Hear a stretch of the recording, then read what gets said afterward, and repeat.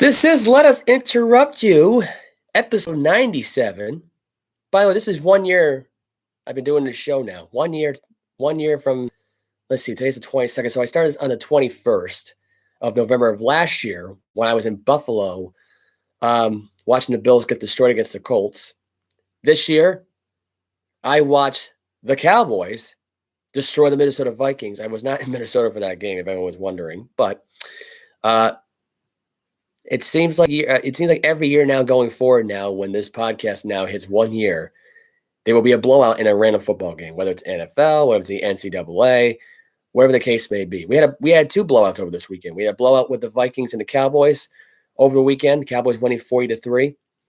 And just last night in Mexico City, the 49ers beat the Arizona Cardinals 38-10, with Jimmy Garoppolo throwing 4 touchdowns. He went off in that game last night. But I am Joseph Alvo. There is no Mike today. I was going to try to get Mike to come here today. Unfortunately, his work schedule and everything else, this is why he's just the guest co-host. I say guest only because if anyone has my business card and you see the word guest co-host, it's because this guy cannot be here on Tuesdays. It's just almost impossible with his schedule. It really is. And, with him getting out of work late, getting to the gym, we would be doing this podcast at 10 o'clock at night. I'm not going to do that. I refuse to do a podcast late at night because I got work the next day anyway. So it wouldn't matter. So it's just me, as usual. I'm going to try and do this as quickly as possible today. I'm not going to try to go an hour long. I was not trying to go an hour long last episode. So if anyone has got any complaints of the show being an hour long, I apologize. But at the same time, isn't it better? Don't you want more? I know I want more. I wish I could talk longer with my really crazy work schedule. It's almost impossible sometimes. But I'm here tonight. I'm here right now. Thank God I got some good lighting, great Wi-Fi. So hopefully you have no interruptions with this thing. I know it's called Let Us Interrupt You, but I'd rather not have a Wi-Fi issue on this program today. But I will get the news stuff out of the way. There is some sports stuff. I will just give you scores and highlights from college football over the weekend. College basketball that happened today and last night into today. I might be able to give you Sunday scores too, but who knows? I probably won't. But I will go rapid quick here out of the way now going forward, which will start off with the EA Sports college football game release. They've been announcing now for a while now the launching of the college football video game. It is officially back. It will be launched to start in 2024, the summer of 2024. It is now official. They now have the game. And there's one thing I got to say about this game, and I've been thinking about this all day long, is they should really critique this game. They should go in season mode, do a simulation for the next 4 years for the kid, or if the kid wants to get out of college early and go straight into the NFL. They dictate the NFL draft, what round they're drafted in, and all that stuff like that, like a journey mode.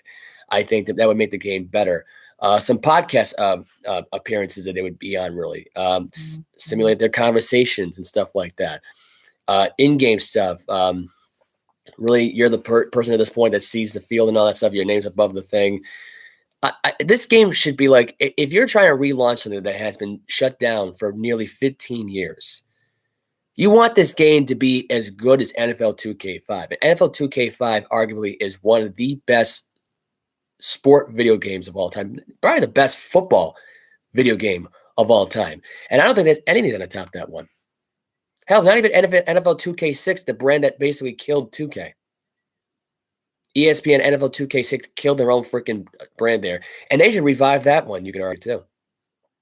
But I think they should just do that. I think they should do season mode, transfer portal, mode, stuff like that. Like there's a lot of stuff that they could do. I know there's a lot of college football games. They don't do that very oftenly. They just don't. There's a lot of stuff there that they should do. And I sincerely hope that EA Sports basically resurrects that game into a positive feel. Because right now Madden is not doing too hot. In fact, Madden is sinking down the tubes right now as we speak. I just realized there. I just had a picture that I thought I closed out. There was some clothes in the background there, so I apologize if anyone sees that. Anyway, So that's the first bit of news on the day right now. Ex-Red Sox players Jacoby Ellsbury, Mike Napoli among the newcomers on the 2023 Baseball Hall of Fame ballot, along with some other baseball players that are on the ballot as well for 2023. Carlos Beltran, Alex Rodriguez also added into the ballot into the Major League Baseball Hall of Fame. Well-deserved, in my opinion. Roger Clemens, Barry Bonds were left off the list. This was their final year of the cycle at this point, which I got to be honest with you right now at this point, if they're not voted in their first ballot option, which is 10 years is the limit here, I don't see these guys ever making the Hall of Fame. I don't. There's a lot of politics that goes with these baseball writers, which I think is completely wrong, in my opinion. I just think realistically, it's kind of sad that this is what it's come down to. We've gotten some excellent, entertaining baseball over the years. Whether these guys were on steroids or not, I don't really necessarily care if they are on steroids. That's the thing. That doesn't bother me one freaking bit. If the fans are in love with the game, if the fans are passionate, if they're screaming their heads off right now, you've done your job. You've done your job. You've done the job not just for yourself, but you've done your job for the fans. You've done your job for your teams. You provide some playoff help and help you lead your team to either a World Series title or come short in a championship series. Whatever the case may be, you're not like a Ryan Fitzpatrick who can never make the playoffs and has an excellent regular season or a dud of a regular season in football, and that's just in football terms.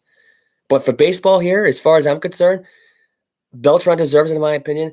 A-Rod deserves it. I'm surprised Jacoby Ellsbury got in this quickly. I don't think he's a first ballot Hall of Fame kind of type of player. I'm surprised he really got in after 6 years. He's known for stolen bases, don't get me wrong. He's been known for excellent, slide into home base plays. But I look at that and I go, I don't see why he should be in right away. And the same thing goes for Mike Napoli. I don't think Mike Napoli is that big of a first ballot. In fact, that may as well be a spit in the face to those like Roger Clemens, Curt Schilling, by the way, who's also left out the list, by the way, and Barry Bonds. I think it's kind of weird that you would put two guys in the Hall of Fame that really, in my opinion, should not be in the MLB Hall of Fame right now. I'm just being realistic here. I just think that it'd be kind of silly to put that guy into the Hall of Fame to make that ballot in there. And Mike Napoli, of all people, I just think to myself, Mike Napoli, not really that long in the majors, not really. I mean, I just think to me this is just baseball writers that make a mockery of the sport now at this point. They just want to find anybody who's freaking clean, who's done this, who's done that clean, and somebody that didn't piss them off in the media. And Napoli and Ellsbury were always good little boys. I think if that's what you're looking for at this point, if you're not looking to be critiqued at your own job, and you don't want to get called out by baseball players who actually do play the sport, and all you do is write down their stats and look it up on your Wikipedia page, go screw yourself. You're hurting the game.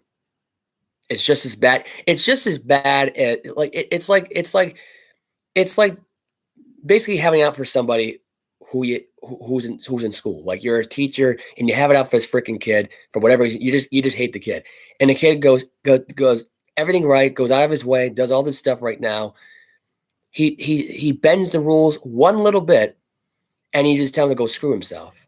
And you get the kid who did nothing of that, probably was a good old ass kisser, right? And basically, you told it, the teacher tells you to go screw. You didn't win because, I just don't like you. Like that's what this feels like right now when it comes to the Baseball Hall of Fame. It's all, let's just kiss the writers' asses. We don't want to offend them because they take the vote. I look at it like this. I think baseball writers should not have any right to dictate whether or not a player should get in the Hall of Fame. Players or commissioners who have played with these teams should dictate whether or not they get in the Hall of Fame or not. Not these beat writers who go out of their freaking way, have an opinion. And I just think it's just stupid. I just think it's a stupid process that you gotta rely on a bunch of writers who have never played the game, who would never step up to a plate in a big situation, a big stadium with 50,000 fans watching. I just think it's outrageous. You're just one of those fans that happened to be there, that heard the breaking news, and you gotta be the first one to report it. That's all these beat writers are. That's all what the media really is. It's just people who just are fanboys that want things done the right way, and you're offended, your heart's a little broken, they cheat a little bit. I don't care if you cheat. I don't care how much steroids you put in your body.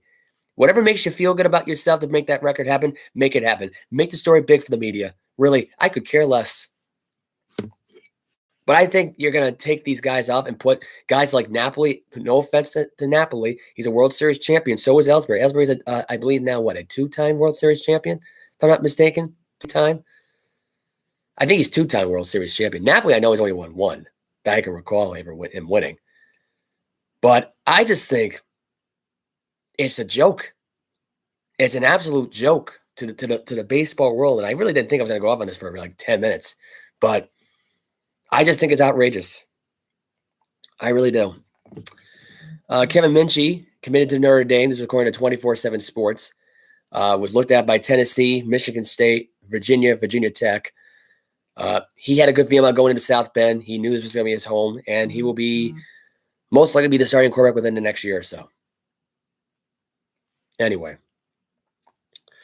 we have some NCAA news. Las Vegas will be having the Final Four in 2028 as one of the locations. They had their little meeting today. They announced on Tuesday that Detroit will host it in 2027, and Lucas Oil Stadium will host it in 2029, and the AT&T Stadium in Dallas will host it in 2030. That was the news that broke out earlier today. Manchester United has terminated a contract with Cristiano Ronaldo with immediate effect after an explosive interview that he had with, I think it was TV Time, I guess. I think it was out in Manchester United TV Sports News, I think they had, or whatever it was. He went off saying how he doesn't like his coach. He doesn't trust him. He went on a rant about, he's not feeling the team, not feeling the players. And they mutually agreed to part ways. Which for Cristiano Ronaldo, I gotta look at it. I look at it like this. It seems like every time I hear Cristiano Ronaldo, it's always the weirdest thing. Like he's leaving this team, or he's leaving this city, or he's leaving here, I don't think he really wants to play soccer anymore, to tell you the truth. I think he's so burnt out from the game that I think he just wants to retire. And if Ronaldo wants to retire, hey, whatever you got to do to make yourself happy, man. That's all I got to say. Dave Dombrowski, the Philadelphia Phillies executive, got an extension in his contract. He is now extended to the 2027 at the World Series run. But not only that, but this was also a beat writer day in Heyman today. One of the I believe it's one of the I'm trying to think. Right, I'm blanking on the thing I was thinking of just now. But the Phillies are trying to acquire Xander Bogaerts. It was his agent, I believe, Heyman.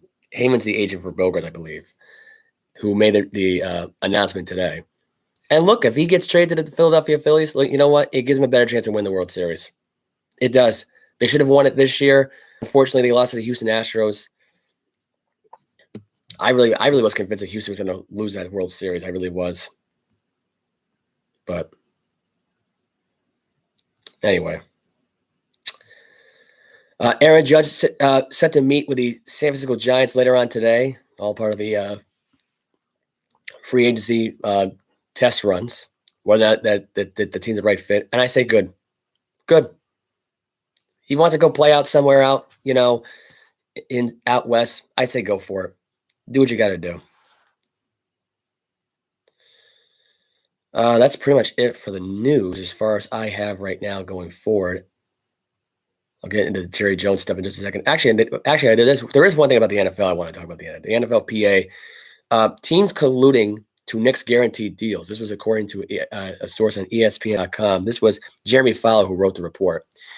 The NFLPA has filed a grievance claiming the NFL and its teams have colluded against its players' pursuit of fully guaranteed deals.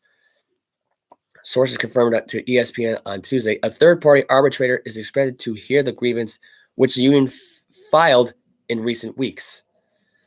The Athletic reported that NFL General Counsel Jeff Pash sent a memo to the NFL teams on October 20th, notifying of the union's claims that the teams plan to prevent the use of fully guaranteed contracts for certain quarterbacks in light of Deshaun Watson's 5-year, $230 million fully guaranteed deal. Okay, I'm going to stop that right there because it's a long article. I'm not going to go on a 20-minute rant about it. Here's my take on the whole thing and why I think this is probably by far the least surprising the NFL's ever done, because this was going to happen. This is not because of Deshaun Watson. I think the Deshaun Watson stuff is complete crap. I think deep down, these NFL owners figure out they're overpaying these guys. So they nix the deal on purpose to make themselves rich and screw everybody else. Because at the end of the day, they're not really getting their guaranteed money. These players, I don't think they are. I think they're just using the Deshaun Watson thing as a cover because they know this guy's coming off of suspension less than a week from now. So realistically, is Deshaun Watson ever going to be the richest quarterback in the NFL now? That may be in question because this guy's deal may be nullified for a lot of reasons, really. But to use that as an example of it, so, and I think really it's just the NFL owners who were lost out on the money. They lost out on a season of fans, having fans bases around, and expect to pay these players this kind of money when they had no fans in 2020 in most of these stadiums. I'm not surprised by this. They're asking for too much money to try and entertain a crowd of nobody back in 2020. 2021, you got most of your fans back.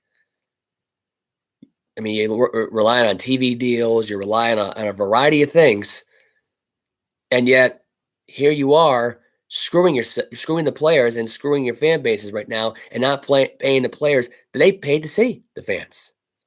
You're taking their money that you should be paying the player for, who's busting his ass out, and instead you're screwing them over to benefit yourself. It just ain't right, in my opinion. It ain't right. It's kind of sad, actually, when you think about it, really. But it really is. But it is unfortunate.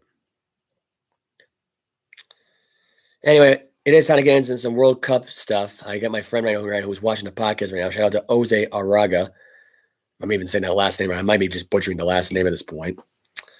But he wants to get into FIFA World Cup. He's into soccer. I typically don't talk about soccer that often because I don't really follow it that well. But I will give you the scores in the game quickly today. Saudi Arabia coming out with the biggest upset of the day of the entire World Cup, in my opinion, over Argentina 2-1 so far. Lionel Messi got the I think it was really the only penalty goal in the game for him.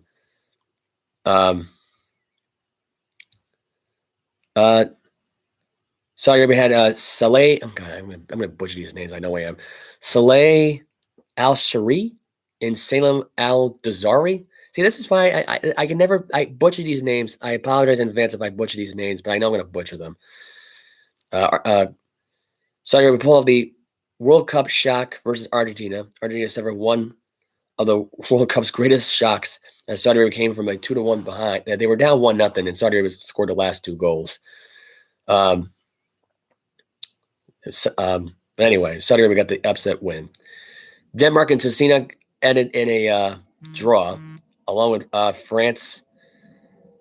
Along with Mexico and Poland. I got distracted there because my freaking phone's buzzing up. My friends text me while I'm doing the podcast. So thanks for that. I appreciate it. France got the win over the Australia 4-1. France got the goals from Adrian Rabiot, Oliver Giroud, Kalen Mbappe. I actually said that name right because I actually heard that's how you pronounce that name. And Craig Goodwin for Australia got the lone goal today for Australia as they lost. Yesterday, USA and Wales finished in a tie. England beat Iran yesterday 6-2. England had Jude Bellingham, Bucko Saka, Raheem Sterling, Marcus Rashford, Jack Grealish, and Manem Temlin had scored 2 goals for Iran. So he was the only one that really showed up for Iran in that game. Ecuador beat Ecuador last Sunday 2-0 in that regard. And Netherlands won 2-0 over Senegal yesterday with Cody Gakpo and Davy Klaskin with the goals late in the game.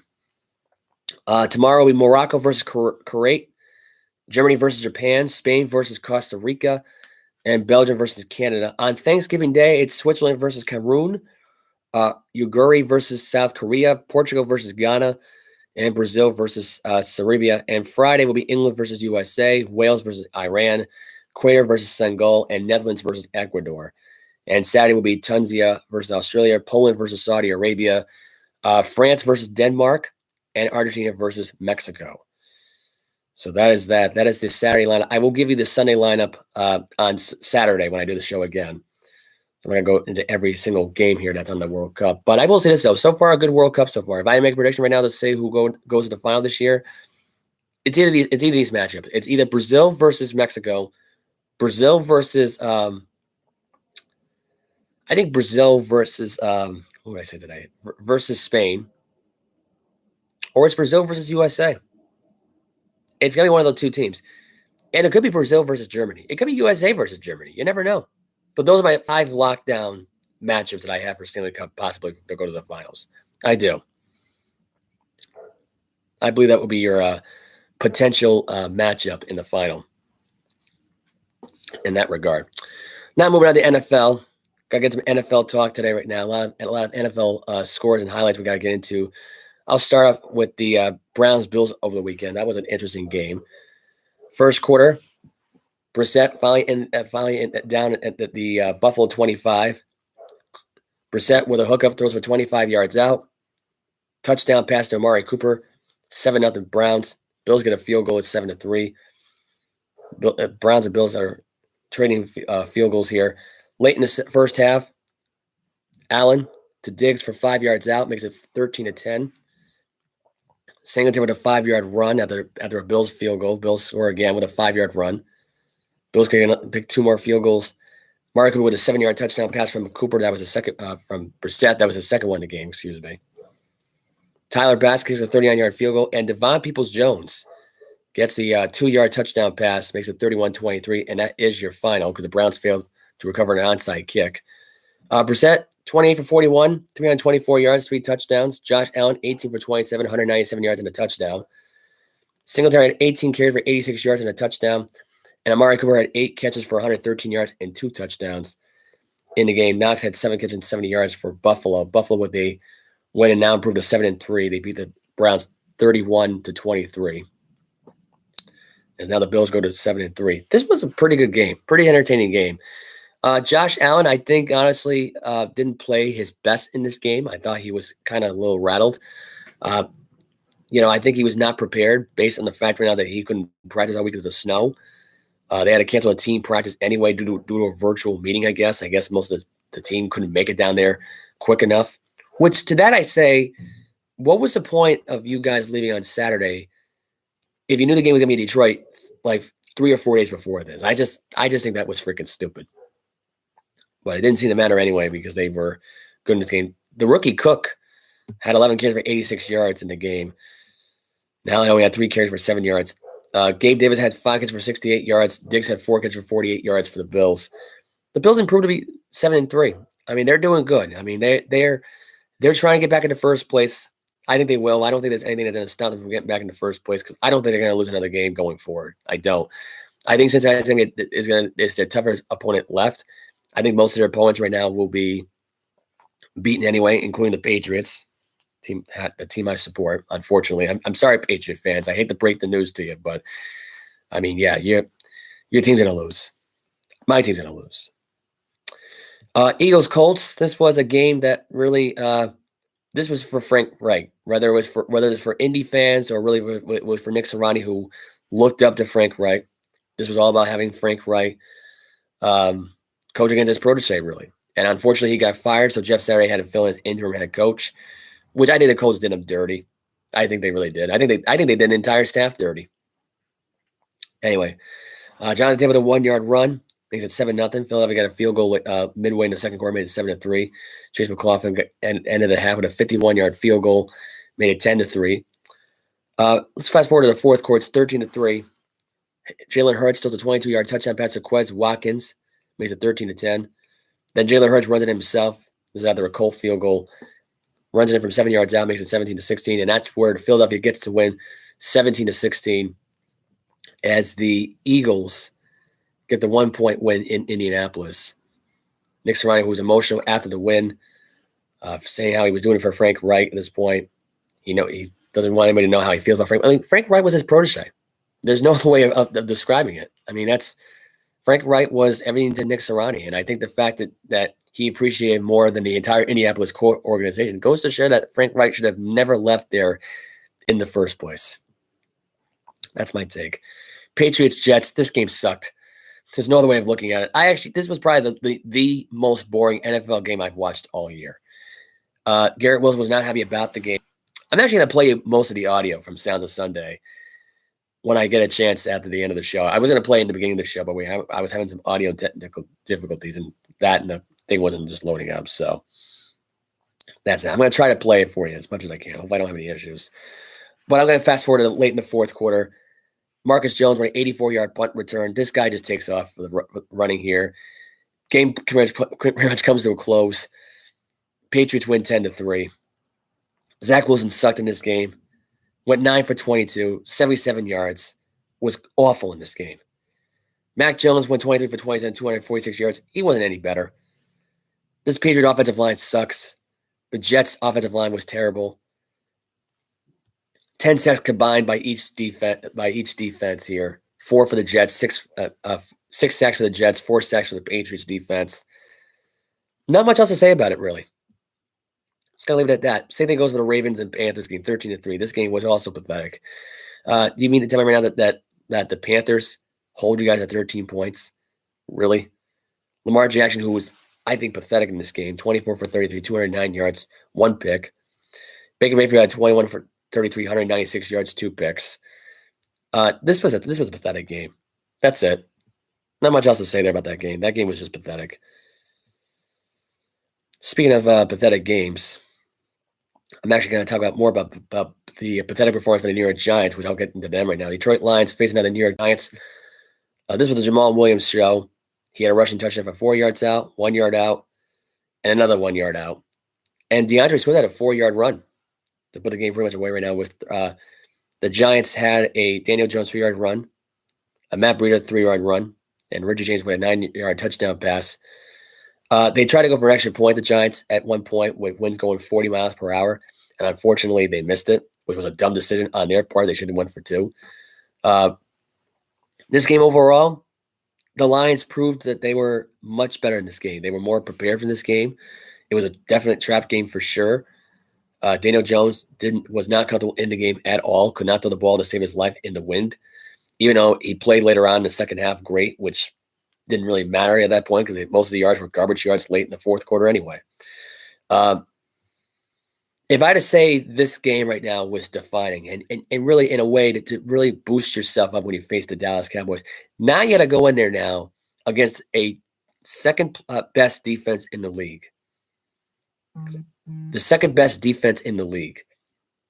And you gotta figure out a way to go into Dallas on Thanksgiving Day and get that win. You ain't gonna get it. You ain't gonna get it. I don't think they're gonna be mentally prepared for it. I think Daniel Jones, and this is a guy who's playing on Thanksgiving Day. This is like a milestone holiday to play football on, and one of the best teams to face on Thanksgiving. I just don't think he has what it takes to get the win. Daniel Jones. I'm sorry. I don't think he does. It's not that good. Anyway. Commanders beat the Texans 23-10. I was going to give you the highlights on this one. It was the Davis Mills choke job show. He threw 2 interceptions in the game. Was not great overall in the game. He got swamped up by that Washington Commander defense. Got sacked over 5 times in the game. Heineke didn't do so hot either in this game. He wasn't really that great either, but he didn't need to be. It's really about that defense in that game. Kenner Fuller got a pick 6 to open up the game. Curtis Samuel had a 10-yard run. Joey Sly had 2 field goals to the Commanders. Davis Mills had the one lone touchdown run for 4 yards out late in the fourth. This was really all about the 2 touchdowns that were really scored and the 3 or 4 field goals that Joey Sly kicked in this game that went 4 for 4. The Commanders improved to 6-5. The Texans dropped to 1-8-1. I mean, what's there to say? Not much else to say here about that game. Less said, the better. And the reason I say that this was a crap bag game because I thought this game would be a lot closer. I thought this game would be at least a little bit more competitive for Commanders and Texans. But it was honestly, I don't know what game was worse. I mean, was it Jets Patriots or was it Panthers Ravens or was it the Commanders Texans? Because honestly, they all sucked in my opinion. Not one game was competitive. I mean, the Jets Patriots game, it felt like which team was worse kind of like situation. Like that to me, I just thought that was dumb. That's how it really played out. And I just think, honestly, that's kind of pathetic. If that's really how that was going to play out, it was not worth watching either game. And it was a sad fact that I had to sit there and watch those games on NFL Red Zone, like pounding my head against the wall because I was watching Davis Mills just absolutely look embarrassing out there on live television in your own home stadium playing like absolute garbage. And you're supposed to be the quarterback of the future of this team. I mean, I'm surprised they haven't thought about coming in for Bryce Young next season. You might lose your job. You do realize that you're tanking right now for a team that doesn't even want you. You got to make them want you. You got to convince them of why you're the future of this franchise. And I think, honestly, and he's way too talented to be this terrible. Way too talented. I mean, to have one great wide receiver and one great running back is not going to help you win a game. You have no tight ends. You have no offensive line. Your defense sucks. They're throwing a game. They're making Lovie Smith look like he doesn't know what the hell he's doing. And I think it's a Houston Texans model at this point. Hire a coach right now that no one would ever expect to coach this team. Make them tank on purpose. I don't care what their coaching record is. And it tarnishes their coaching chances. They bring in the one guys they probably shouldn't even have brought in the first place. I just don't get their system down there in Houston. I don't. And it's going to keep on happening too. You know what's going to happen to Bryce Young and CJ Stroud or whoever's going to get drafted by them as a quarterback? They're going to suck. That's it. They're going to be terrible. There's no other way of putting it. It is what it is. It's unfortunate. I'm going to just score the rest of the highlights in the games right now. Falcons beat the Chiefs 27-24. Justin Fields threw a late interception. He actually got a dislocated shoulder after the game as well against the Falcons. Kyle Pitts got a torn MCL. I think he is expected to be done for the rest of the year. Marcus Mariota in a game, 13 for 20, 131 yards, 1 touchdown, no picks. Fields was 14 for 21, 153 yards, 1 touchdown, 1 pick. He had 18 carries for 85 yards and a rushing touchdown. Montgomery led in receiving yards. That's another thing, too. That's embarrassing, too. The fact that Bears don't have any wide receivers. It's kind of pathetic. 3 catches for 54 yards for Montgomery, by the way. Kyle Pitts had 3 catches for 43 yards. But it didn't seem to matter because this game was meh at best. It was a battle of right now, like who's at least decent. And the Falcons are at least decent. They're not that far behind the Buccaneers, unfortunately. Bucs are only 5-5. They're 5-6, I believe. The Falcons are. Saints going to win 27-20. Once again, Matthew Stafford got in the concussion protocol. I don't know what quarter was in, but they had their third-string quarterback, Bryce Perkins, in the game. I guess they decided not to go with John Walford for whatever freaking reason. I thought that was dumb. At least John Walford was decent in this game. You basically had to lead in this game because of Matthew Stafford and because your offensive line couldn't do a good job protecting the quarterback. That's what happened. He got knocked out. And once again, his second concussion, which now how long he'll be out for, because now at this point they're trying to keep everybody out for at least more than 2 weeks for the concussion now, especially your second one. So anyway, Dalton went off in this game, 21 for 25, 260 yards, 3 touchdowns, no picks. He threw a touchdown to Landry for 7 yards out, Olive for 53, and Juan Johnson for 8 yards out in the game overall. Matthew Stafford overall in the game before he got concussed for the second, he had 11 for 18, 159 yards and 2 touchdowns. That's it. Not much else to say. He threw a touchdown pass to Tutu Atwell. His first career touchdown pass, which I didn't even know was his first career touchdown reception. But yeah, that's it. I mean, that's it for that. But as far as that particular matchup goes, I'll give you the rest of the scores pretty quickly. Bengals beat the Steelers 37-30. Joe Burrow threw 4 touchdown passes. He threw one to Trenton Irwin and 3 to Sam J. Perrine, 1 from 6 yards out, 11 yards out, and 29 yards out in the game. Steelers overall, Kenny Pickett did better in this game, 25 for 42, 265, a touchdown, no picks. This was a back-and-forth game, though. I mean, when it really came down to it, it was a back-and-forth game. What you expect in a division rivalry, especially between the Bengals and the Steelers, 2 teams who don't like each other. And really, it came down to the fact that Joe Burrow had played a great game. He only got sacked twice, which isn't bad. He threw the 2 picks that were crucial, I think, in certain situations.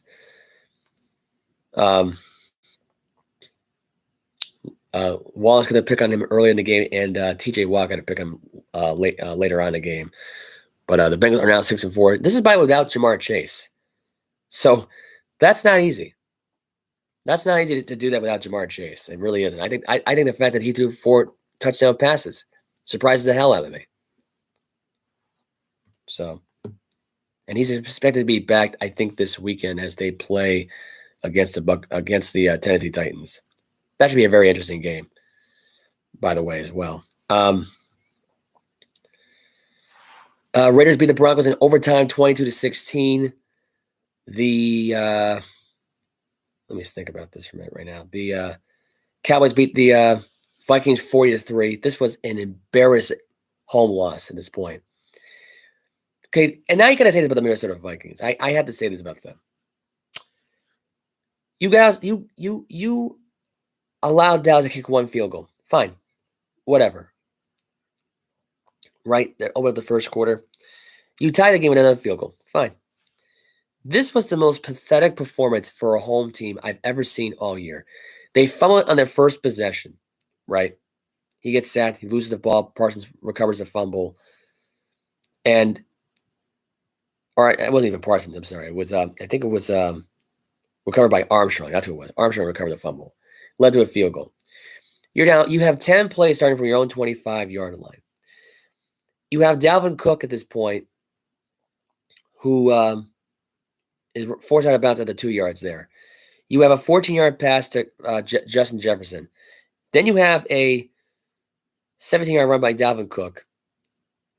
Then you have a 4-yard pass to Jefferson here, a 10-yard pass to Thielen, an 8-yard run from Cook. Why you're throwing on 2nd and 2 beyond me when you have Dalvin Cook in the backfield? That's one dumb play right there.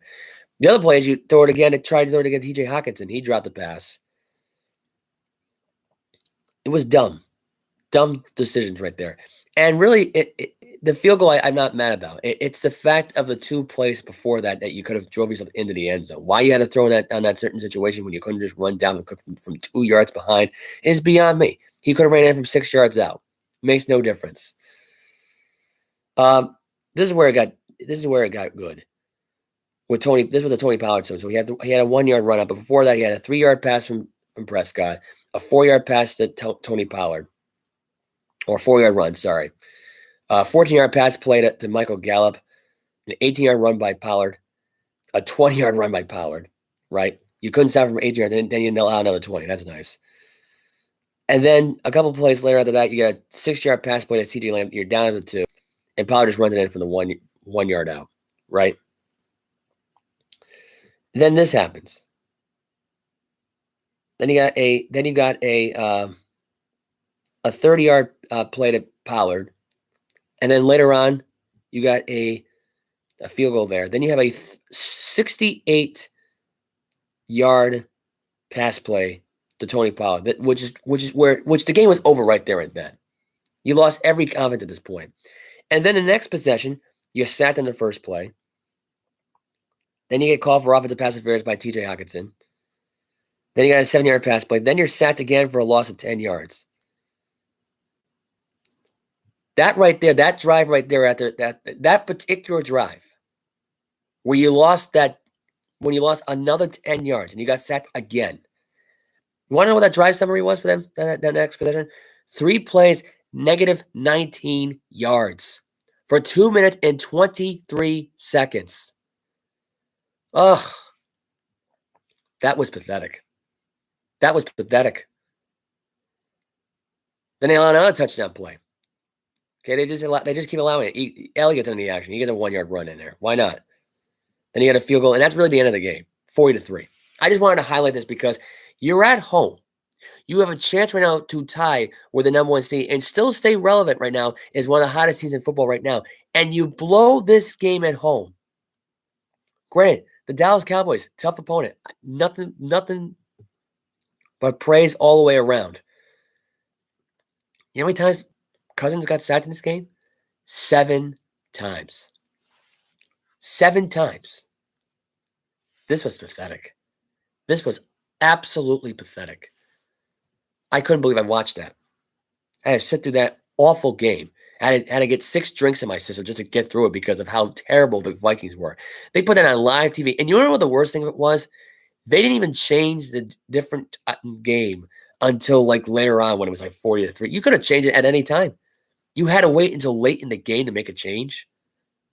Unbelievable. Unbelievable. Kansas City Chiefs taking the Los Angeles Chargers. The Chiefs just basically went crazy. Travis Kelce went absolutely off in this game. It started with Joshua Palmer getting a 50-yard pass from Justin Herbert. And the Chiefs kicked the field goal early in the game. Chiefs kicked another field goal to the Chargers. Second quarter, Kelce, 4 yards out. His first touchdown in the game. It's not the only touchdown he got all night long because later on in the third quarter, after the Chargers 1 yard run and a field goal, they made it 20-13. The Chiefs got it to a field goal of their own. Kelce again, 32 yards out, made it 23-20. That was actually probably in the fourth quarter, sorry. Late in the fourth, Joshua Palmer one more time from 6 yards out. Why not? And then Patrick Mahomes, with about 31 seconds left in the game, threw the touchdown pass to who? Travis Kelce, 17 yards out, 30-27. Mahomes in the game went 20 for 34, 329 yards, 3 touchdowns, no picks. Justin Herbert went 23 for 30, 280, 2 touchdowns, 1 pick. He did the pick late in the game, was deflected. Ball game over. Kansas City gets to win 30-27 on the road. And they're proving why they're one of the better teams in the NFL right now. They're one of the best teams right now in football right now. 49ers beat the Cardinals last night, 38-10. Let me give you the Jimmy Garoppolo show here. Ayuk from 7 yards out. Kittle from 39 yards out. Debo got a 39-yard run. 13 yards for Ayuk again. And why not? Another one for George Kittle for 32 yards out. He had 71 yards combined on those 2 touchdown plays. Overall, I had 4 catches for 84 yards and 2 touchdowns. James Conner for the Cardinals had 14 carries for 42 yards and a touchdown. Colt McCoy went 24 for 34, 218 yards in the pick. Garoppolo had 20 for 29, 228, 4 touchdown passes. That's what made a difference in this game. The interception that Colt McCoy threw, well, got sacked 3 times. I actually had to get pulled at one point for Tracy McSorley. But he did throw the interception too, and I do have the stat in front of me here of who he threw it to. He threw it to none other than Jimmy Ward. And also Woolman got the interception from McSorley. So that's how much pretty much the game came to an end. And listen, it is what it is. You can't blame the Cardinals for trying here. They wanted to win this game. It's unfortunate it didn't happen. Anyway, we're moving on from NFL to NBA highlights. Talk about the Celtics last night. As they got a huge loss last night to the Chicago Bulls, as they lost to the Bulls 121-107. This is not a bad sign at this point. It's a bad loss to a team that may or may not be trying to climb out of it right now and head to a playoff, back in the playoff conversation mode. I mean, I've been hearing all week long they're trying to rebuild. I'm thinking to myself, you were just in the playoffs last year and you lost in the first round. If they're trying to rebuild at this point, that team's not going to go anywhere. Especially with DeMar DeRozan, he's going to want to get. They might trade him. If they're truly trying to rebuild this team, then they might be trading away Zach LaVine and DeMar DeRozan, and that's going to piss off a lot of fan bases at this point. It really is. And honestly, if I were them, I wouldn't want to piss off your fan base. Sorry, I just wouldn't want to do it. Tatum had 28 points last night. DeMar DeRozan had 28 points last night. Tatum had 11 rebounds. Vucevic had 13 rebounds. Marcus Smart had 8 assists last night. Overall box score last night, well, Tatum had 28. Horford had no points last night. He went 0 for 9 last night in the game. Went 0 for 7 from 3. Probably his worst stat he's ever had in his career, which is probably another reason why the Celtics lost last night. Marcus Smart didn't do so hot either at 8 points. Jaylen Brown had 25 points last night. 9 for 20. Went 4 for 10 overall from 3. Tatum also went 4 for 10 for 3. And also went 9 for 19. So the stats are almost similar, really, when you think about it, really. Just one shot off the other. DeRozan had 28 points. LaVine had 22 points. This was almost dead even, too. Just at the end of the day, the Celtics just couldn't prevail. It was really the difference maker in this game. Basically, if you had to look at it was the second quarter. And I would say between the second and third quarters where the Bulls won it. The Celtics had to keep climbing back all night long, trying to reclaim something. They had to lead it at a few times in the game, but the Bulls really put the game away between those two quarters there. Put up some good numbers in the fourth quarter. And really, if the Celtics would have had a much better fourth quarter, would have scored 40 points in that fourth quarter, which I think they're capable of doing, even with Smart and Horford having a struggling night, and their bench probably not doing it so hot either. They probably would have won the game. And really, White and Brogdon were the only ones that came off the bench last night. Now, I don't know why Blake Griffin didn't get any minutes. I don't know why Noah Vaughn didn't get any minutes. I don't know why Pritchard didn't get any minutes. But it kind of makes your situation better if you give more minutes to your bench. I just think having Al Horford in there for 35 minutes, not producing, isn't going to help your bench. I just don't think it's going to. It's not going to do anything for your team. T-Wolves beat the Heat last night, 105-101. Anthony Edwards went off last night as well, even though Karl-Anthony Towns had 25 points. Kyle Lowry had 21. Anthony Edwards, though, was the man last night, was a slam dunk master last night. He had 22 points, not that far behind.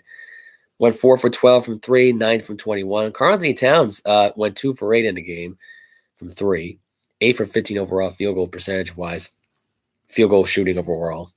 So we have the stat there. Knicks beat the Thunder 129-119. The Clippers, the Jazz 121-114. The Cavs beat the Hawks 114-102. Pacers beat the Magic 123-102.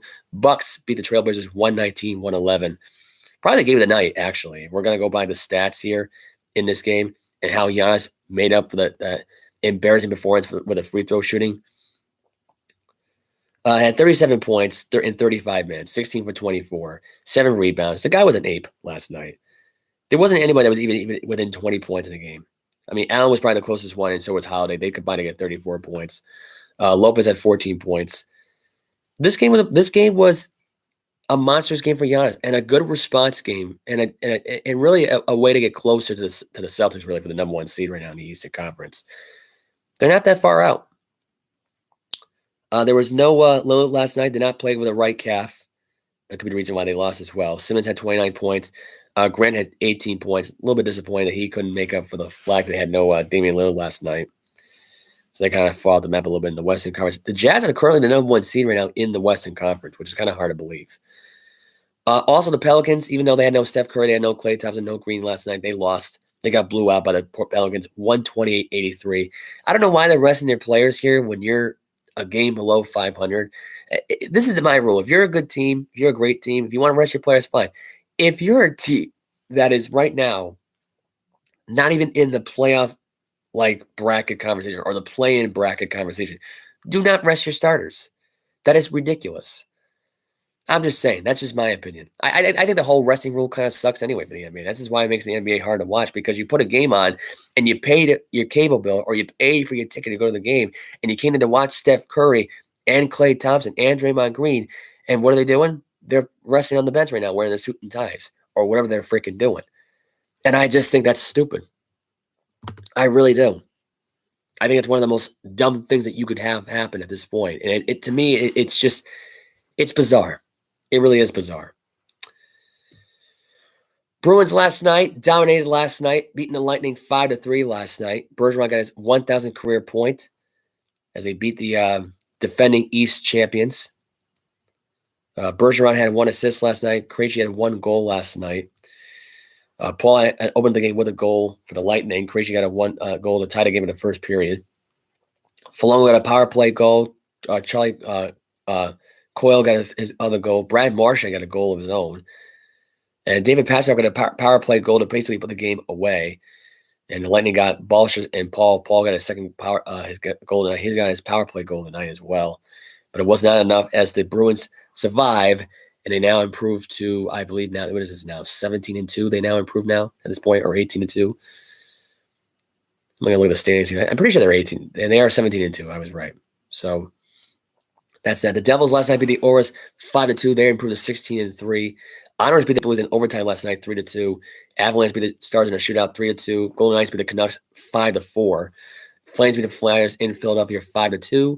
The Winnipeg Jets in overtime beat the Carolina Hurricanes 4-3. Shootout, Nashville Predators beat the Phoenix Coyotes 4-3. Blues beat the Ducks 3-1. And the San Jose Sharks beat the Ottawa Senators 5-1. This is actually one thing I need to get out of the way here for a minute. And I don't think they're going to show their record here, which I think they should. I don't know why they don't.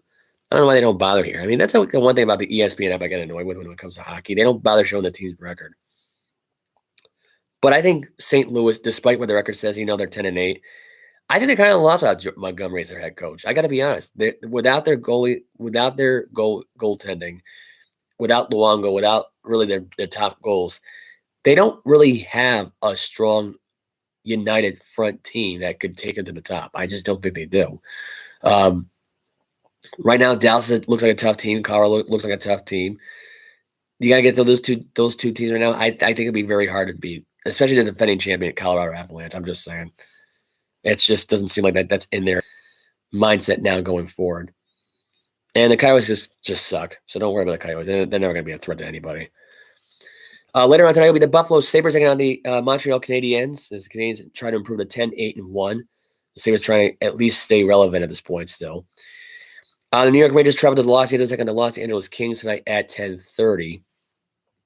As far as the NBA goes, there are some games on tonight, so I will stay on that agenda for just a second. It is Piston Nuggets on tonight at 9. Brooklyn Nets versus the 76ers.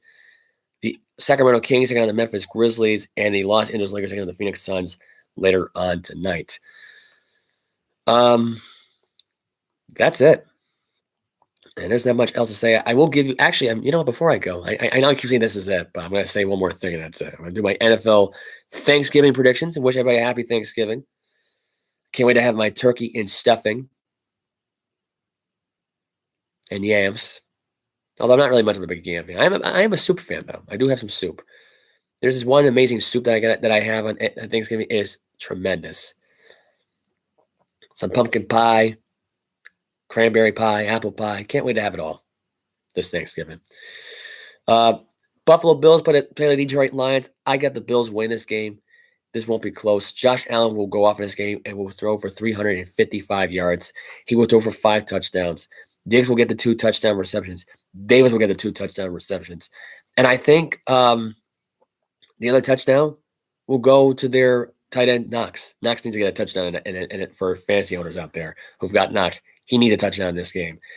And I think Allen might rush for one and might get 6 total touchdowns overall in the game. He may do this by himself, really. I think that the Bills will win this game by a final score of 42-7. I think Detroit gets 1 rushing touchdown by Jamal Williams, and that's it. And I think it's going to be, no, scratch that. Not even a rushing touchdown. You know what Jamal Williams is going to do in this game? Since he did everything by himself? He'll pull a Derrick Henry and throw a jumping touchdown pass. That's what we'll see in this game with Detroit. And that'll be it. Detroit will get squashed in this game. Giants versus the Cowboys. I got a $50 bet in this game with my boy Jose. I'm taking the Cowboys in this game. I think the defense will be way too much for Daniel Jones to handle. I think Daniel Jones will be seeing ghosts out there. He'll get sacked 6 times in this game.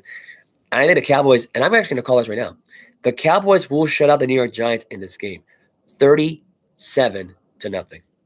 I'm calling it right now. 37-0. And I think, look, as talented as that Giant team is, they're shorthanded at wide receiver. They just lost Wan'Dale Robinson with a torn ACL. He's done for the year. Okay? You have that issue. The fact that Daniel Jones, you're on a short week right now. You got a hurting Giant team. You lost Sterling Shepard to an ACL injury as well. You don't have Evan Neal yet as your offensive lineman. It's going to be tough for the Giants to beat this team. It really is. They just got destroyed by a team who was ranked last in defense. I'm just saying. And threw a pick to one of them. So I'm not so sure about the Dallas Cowboys allowing crap on Thanksgiving against this Giant offensive line that is shorthanded and has 2 wide receivers who are out right now. And you got Saquon Barkley right now, which no one seemed to know what the hell happened with him last weekend. What the hell did he do last weekend with the Lions? Where was he? There's a lot there to discuss there. Even with Jerry Jones today saying that they're unequivocally the Super Bowl favorites. And here's my question that I leave to you people for the rest of the week here. And I want you to ponder this right now. I want you to tell your friends about this on Thanksgiving. I want to hear debates on Thanksgiving. I want to hear some feedback here. Could Odell Beckham Jr. help their Super Bowl chances or hurt their Super Bowl chances? I say hurt for 2 reasons. You're just coming off an ACL tear ligament. You haven't played for an entire season. Everyone is already through their first half of their meal. Now they're eating the second half of the meal. It's a big course meal. So, to me, if you need this right now, then you should sign Odell Beckham Jr. I don't think Odell Beckham Jr. will be ready for playoff football. I don't think he will be. I think that will hurt the team now at this point. The fact that his timeline went from mid-October to late December in January does not help your team. Does it make Odell fresh as hell? Yes, it does. Is that fresh playoff football ready? I don't think so. I just don't think it is. Sorry, I don't think it is. I don't think having Odell Beckham Jr. helps right now. I think if you would have had him on Thanksgiving Day against the Giants, it would have been a hell of a lot more interesting for that rivalry game. But we all know at this point the Giants ain't going to get their wide receiver. And Dallas, if they sign him at this point, they're overcompensating. They sign the player, and it ends up backfiring right in their face. The staff they have right now is fine. If their defense can carry the rest of the way right now, and Dak Prescott could be a game manager at this point, and Tony Pollard could be wide receiver 1 for this team for the time being, so be it. That's the way I see it. If they can do that the rest of the time there, fine. I'm okay with it. Patriots-Vikings on Thanksgiving night. The Vikings are 2.5-point favorites, but I'm just looking at it from this perspective. Short week for Minnesota. They're hurting. They got lingering injuries going on. Offensive line not looking so hot right now. The Pats defense is on fire at this point. They had a bye week back in week 10. The Vikings bye week was week 7. I think Justin Jefferson's having a hard time against the rookie Jack Jones. I think you put him on there. I think you put Adam Thielen on Jonathan Jones. It kind of works out in your favor. And honestly, at this point, Jonathan Jones has been really great. So I don't know why people are giving me grief about Jonathan Jones and Jack Jones, but I got the Pats winning and an upset. Pats get the win and an upset here. I think the Patriots take it here. I think this will be a low-scoring game. I'm going to say Patriots take the win here 17-16. I think this will be a 1-point win. I think this will be one of those field goal games where they kick a field goal here. It will be a field goal that they probably shouldn't be taking here in that situation, but they will take it. And the Patriots will drive down the field, and they'll get a field goal of their own to end the game. And they'll get a clinching win in Minnesota and a huge upset win and a good momentum shift from when they face Buffalo next week. So that'll be that. And I will be at that game next week. So I can't wait for that. I'll give you the week's 12 picks for Sunday on Saturday. So I will review those. And that's the show. You can follow me on Snapchat, Facebook, Instagram, TikTok. You know the drill. You know the situation. And if you like and subscribe to the video, I'd be much appreciated. It would help out the video a lot. It would make me even happier and even something to be more thankful for Thanksgiving. And I'm going to sign off here. Have a good night, guys. I will see you all on Saturday. And Mike will be here as well.